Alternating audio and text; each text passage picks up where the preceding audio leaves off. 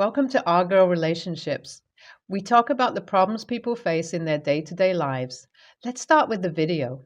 I'm 33, male, someone who you could say comes from a family centered around tough love. All my life, my parents were pretty hard on me and my younger siblings. I have a younger brother, 25, male, who was pressured into working for the family business. Our family owns their own printing business, and they always preached how important it is to work with the family business. Generational wealth or something like that, as they stated that the ownership of the business will always be owned by a blood relative.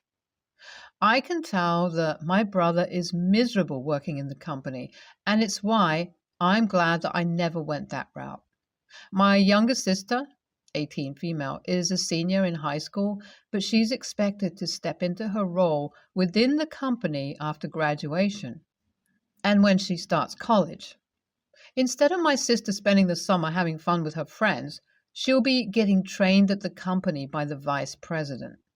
Thinking of how her summer is ruined reminds me of how my parents also did well with making my high school years hell. I wasn't allowed to have friends because, according to my father, friends distract you from your path in life. Not only that, they are major distractions when it comes to trying to achieve goals and bettering yourself, stunting your professional growth with pointless hangouts.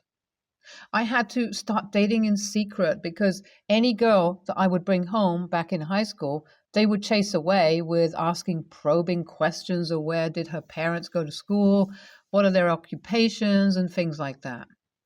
I loathed my parents to the point that once I walked across the stage to get my high school diploma, I rebelled and did not spend the summer getting trained. Instead, I packed up all my belongings while my parents were away for a conference, gave my siblings my new cell phone number, and I drove from Nebraska to California. That long drive was the most freedom I had ever had in my life. And once I got to California, I met some great people and started building my life. I've always had a knack for helping out the less fortunate, and I wanted to start a business doing just that.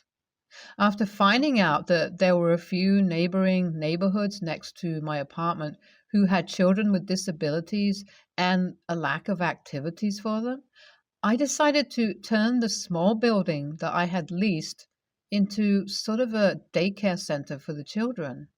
I had heard that a lot of the parents had to quit their jobs and stay at home to care for children because a lot of home care aides in the city prefer to work with the elderly and not children. With my office space, I made it disabled accessible so that any children with wheelchairs wouldn't have to feel uncomfortable with getting into the building or around in the building. Because of lack of funds and resources, it started off really small and simple, but grew into something today that I am very proud of. Word started getting around about how a place opened up to provide a center for children with disabilities to be while their parents were able to go back to work again. We provided meals, activities, and a lot of different activity rooms. When organizations started investing in the center, I was able to turn a room into a library and was even able to hire licensed therapists to welcome onto the staff. Hiring the therapist definitely helped to boost the business because with them on staff, it made my center seem more legit to people who hadn't been sure what to think about my business. I remember one day I was having a conversation with my dad, and I finally told him that I had my own business after he made a rude remark about if I was unemployed. He laughs about it, passes my mom the phone, and tells me to tell her what I just told him. When I repeated that I had my own business, she also laughs and calls me ridiculous. After that, I didn't speak to them for a while because I didn't like the way that they had disrespected me. They made it seem that since I didn't take part in working within the family business, that I would fail out here on my own. My mom even accused me of being on drugs or having a drinking problem, that I was just hallucinating and making up having my own business. I put all my focus into the business and got to the point where I was actually able to expand. There was this old abandoned building next to the business that people said was haunted and no one would lease or buy, despite the low asking price. I decided to buy the building so that I could use it to expand the center, creating larger space so that I could do more and add more. There had been suggestions from the staff that we could use a larger cafeteria since the centers was pretty small, and with the purchase of the building, I'll be able to expand the cafeteria. Because I had bought the building that everyone shunned, it caused a lot of attention and put me in the newspaper with me being able to give a tour of the center to the person interviewing me and being able to explain my plans for the new building purchases. My siblings back home in Nebraska followed me on social media, and once I had a post about me being featured on the front of the newspaper, they showed my parents and they pretty much regretted everything they had said to me. Because even with their printing company, they never made the front of the newspaper, and it took them 20 years for them to be featured in a small corner of a newspaper on like page 4.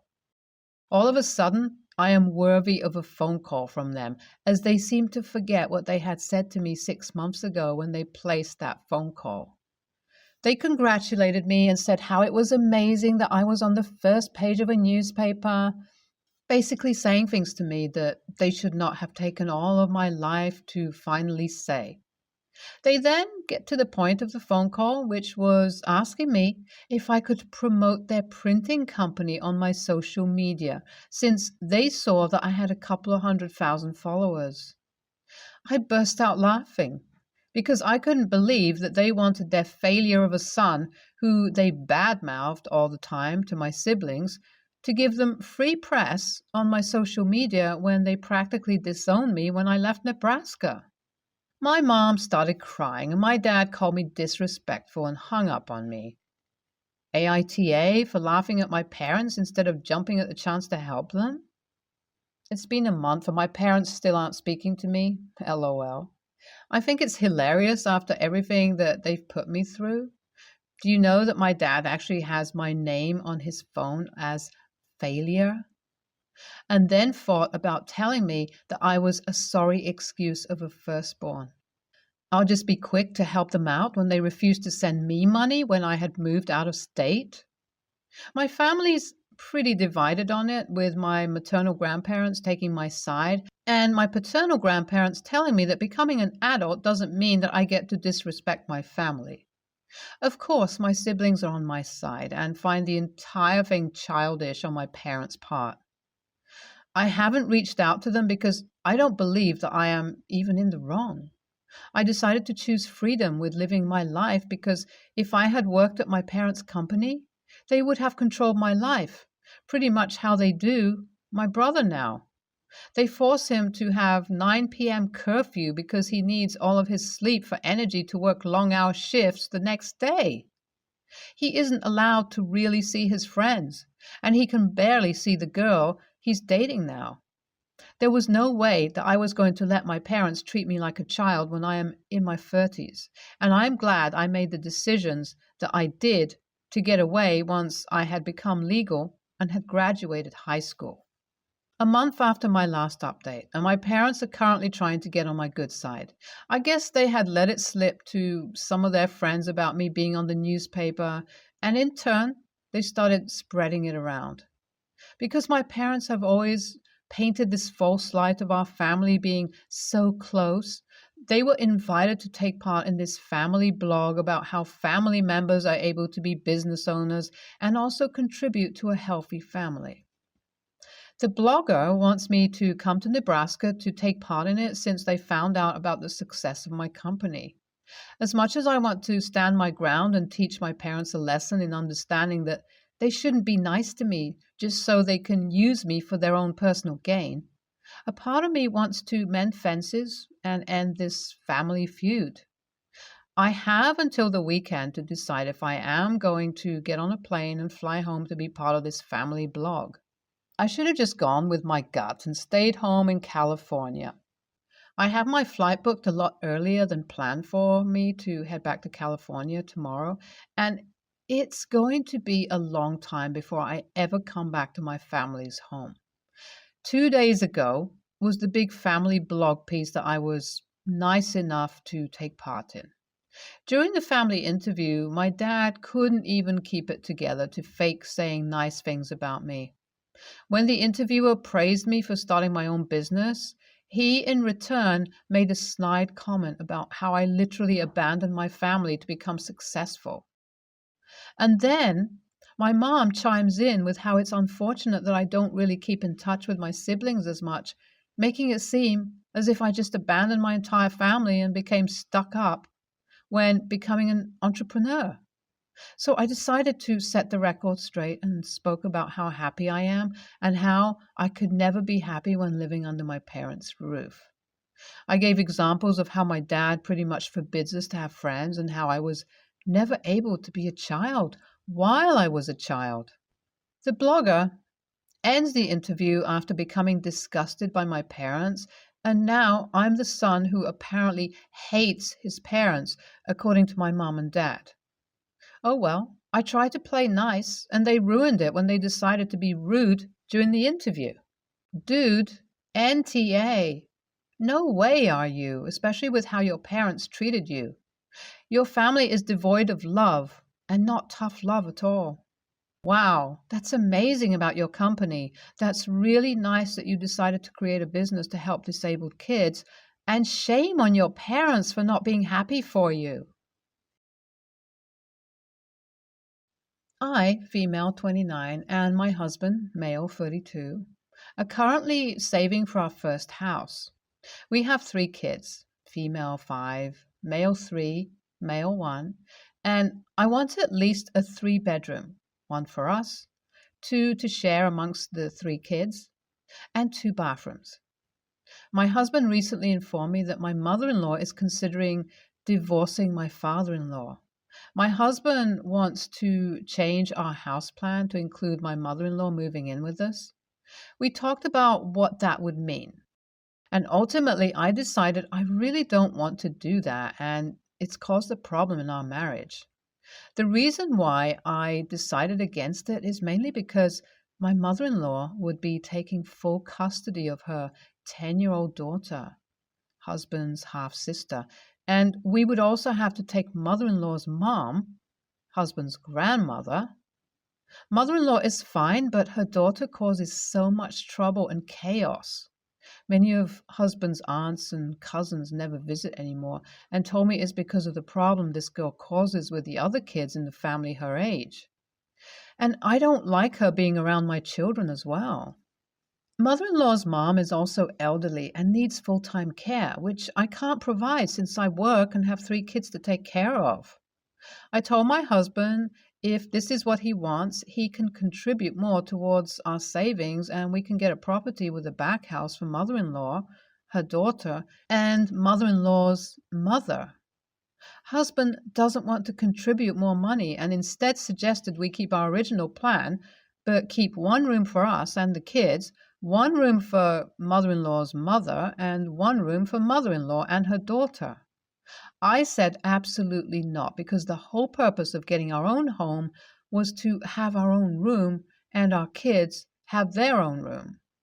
We went back and forth, but my suggestions don't work for him, and his suggestions don't work for me. In the end, I suggested mother-in-law and mother-in-law's mother move in with someone else, and my husband is upset that I suggested this. Mother-in-law's sister has a huge 5-bedroom home in a nice area, 10 minutes away, and only lives with her husband and adult son. My husband also has a younger brother, mother-in-law's favorite child, who currently has a big 3-bedroom home with 2 living rooms and only lives with his wife and 1 daughter, female 5. Brother-in-law also has more money saved up than we do and wants to upgrade to an even bigger home. I think these are both better options for mother-in-law and mother-in-law's mother than my husband and I can possibly provide. But my husband hasn't been speaking to me lately because of this. AITA for not wanting to compromise our plan for our first home in order to accommodate family? Side note, Mother-in-law has never had a job and doesn't plan on getting one, so we wouldn't be charging rent for anyone and would also have to pay for everyone's living expenses. The living situation would also be permanent since mother-in-law doesn't make money and therefore can't eventually move out. My husband and I also make the least amount of money in the family at a combined income of 50 to 60,000 a year. NTA, this is the hill that marriages die on. You can't afford to house 3 more people and with 2 other siblings who can. Your husband is being stubbornly foolish. While I think mother-in-law might get child support and alimony, which she can use to pay rent, expenses, it's still too much of an ask, especially when you need space for your family. Added to that, mother-in-law's mom needs care, and that sister-in-law has behavioral issues, well, your family comes first, and DH needs to respect your decision. Your husband's suggestion is so far out of line. I don't even know where to begin. Would your mother-in-law, her badly behaved daughter, and her elderly mother even want to live in a 3-bedroom with you? But that's irrelevant because it would be a horrible situation for you. Why would you want to fund that chaos? Your husband is being totally unreasonable and should at least talk to the family about all the options. NTA. I, 17 female, have a weird family situation. My parents split up when I was 4 after my older brother died. He had always been really ill. They both remarried and have stepkids and other kids. I've been bounced around a lot and I don't really feel at home in either place, to be honest. My mom and her side are mad at me because I won't call my stepfather dad, and I keep to myself because there are just too many kids in that house. My dad's side are mad at me because they're super religious and I won't play ball with the churchy stuff. I just don't fit in either place, and I try to stay busy out of the house with school and work. I thought about running away a couple of years ago because of reasons, but also I'm either gay or bi, I'm not sure yet, and either way, it's not going to be good when I come out. I got everything together, but my friend talked me out of it. I decided to stick it out till graduation, but it gave me the idea of having emergency kits for if something goes wrong and I have to leave quickly. Also, I have a plan and stuff prepared so I can just pick up and leave the day after graduation. I keep all my personal stuff hidden, like I have a phone the parents know about, but I got another one and repaired a junk laptop that I use for my real personal stuff. It's a lot to keep up with sometimes, but it's a habit now and it means I get some privacy. The problem is that my stepbrother was snooping in my room while I was gone and found one of my emergency kits and told my dad, who got worried that I'm up to no good and gave me the 3rd degree and got my mom involved too. I told them I'm just trying to be prepared if there's an emergency, but they went through all my stuff and found a few things I had written about wanting to leave, and it's become a big family issue with other relatives supporting or attacking my parents, and my parents fighting again. They, fortunately, haven't found the really important stuff, but they know there's more that I'm keeping hidden. My parents and some family think I'm ungrateful and a mean AH for being so secretive and having a plan to leave everyone. Other family think my parents are getting what they sowed and don't blame me. Okay, I finally got a chance to be alone for a little bit so I can update. I'm going to take the advice and get out because now I'm scared something bad is going to happen for real. Some family said I could come stay with them if I need to, so I'm going there in the morning when I can slip out, and they said they're going to file a report or something, so I don't have to go back to my parents, hopefully, and the cops will look into it. I should be safe there, but my parents are going to lose their minds, so hopefully the cops don't make me go back home. Finally back. I'm out and with my aunt and uncle, and it's been a day, but the cops said I can stay here. And my aunt said I can stay as long as I need to. My aunt is keeping the rest of the family away, and my dad has already tried to come over, and the cops had to talk to him and tell him to leave. I'm really tired, and I don't know how this week is going to go. But my aunt said they would handle the grown up stuff, and I don't have to talk to anyone that I don't want to until I'm ready. Thank you for the advice and the encouragement. I'm okay for now, I think. NTA, their actions when they found this just prove why you need to prepare to leave. Normal, loving parents would have asked you what they could do to make you happier. Maybe keep your stuff at a trusted friend or rent a small storage locker and make sure they don't find out about it or find the key. NTA, if there's a safe place you can keep the important paperwork, I'd move it out of the house before they find it and confiscate it all. Due to your age, I'm not sure if you can get a safety deposit box on your own or if you'd need a parent's signature as you're not 18 yet. Don't write anything down about your plans and make sure you eradicate all that evidence as they have no qualms about snooping through your room.